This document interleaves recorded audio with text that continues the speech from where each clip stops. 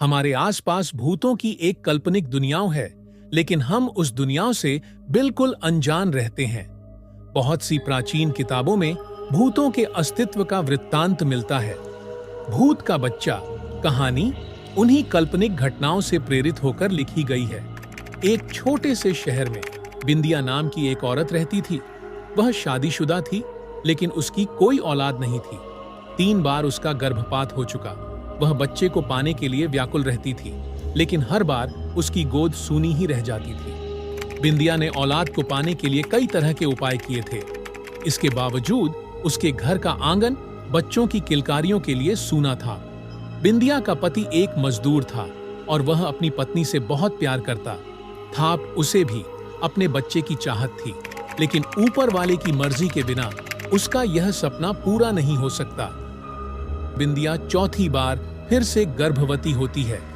इस बार दोनों बड़ी उम्मीद से गर्भ के बच्चे का ख्याल रखते हैं। बिंदिया का पति उसके खाने पीने की बहुत सी चीजें लाकर रख देता है और कहता है कि इस बार तुम्हें अपने बच्चे को पूरा पोषण देना होगा, जिसके लिए तुम्हें मजबूती से खाना पीना होगा और अपना ध्यान भी रखना पड़ेगा। बिंदिया अपनी पति की बात सुनकर सर हिलाती है। दरअसल वह अंदर से टूट चुकी है। बच्चे को पाने की उसने अपनी सारी उम्मीदें खो दी है, लेकिन अपने पति के आत्मविश्वास को देखकर वह अपनी हिम्मत बढ़ाती है और तय करती है कि इस बार वह मां बनकर ही रहेगी। आधी रात होते ही बिंदिया के पेट में दर्द शुरू हो जाता है। अचानक बिंदिया के पति की नींद खुलती है और वह बिंदिया को अपनी गोद में लेटाकर हौसला देता है। लेकिन जब दर्द बर्दाश्त के बाहर होने लगता है, तो वह अपनी पत्नी को अपनी पीठ में लादकर अस्पताल के लिए भागता है। रास्ते में बिंदिया बेहोश हो जाती है। बिंदिया का पति उसे वहीं जमीन पर लिटा लेता है और जोर जोर से मदद के लिए चिल्लाने लगता है।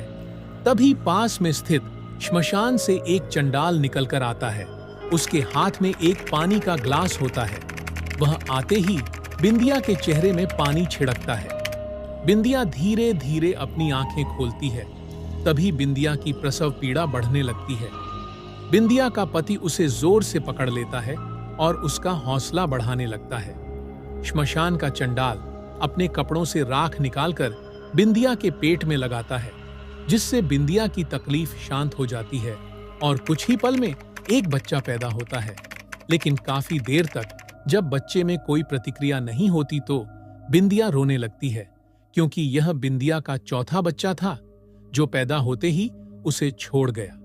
बिंदिया का पति बच्चे की मौत से दुखी हो जाता है, लेकिन वह अपनी पत्नी के सामने अपना दुख व्यक्त नहीं करता। तभी उसकी नजर चंडाल पर पड़ती है। चंडाल हाथ जोड़कर आंख बंद किए हुए कोई मंत्र पढ़ रहा होता है। अचानक बिंदिया के बच्चे की आंख खुल जाती है और वह किलकारी मारकर रोने लगता है। बच्चे की किलकारी सुनते ही बिंदिया और उसके पति अपने बच्चे को गले से लगाकर चूमने लगते हैं। कई सालों बाद उन्हें संतान का सुख प्राप्त हुआ था। दोनों श्मशान के चंडाल को धन्यवाद देते हैं और उसके चरणों में गिरकर उसका अभिवादन करते हैं।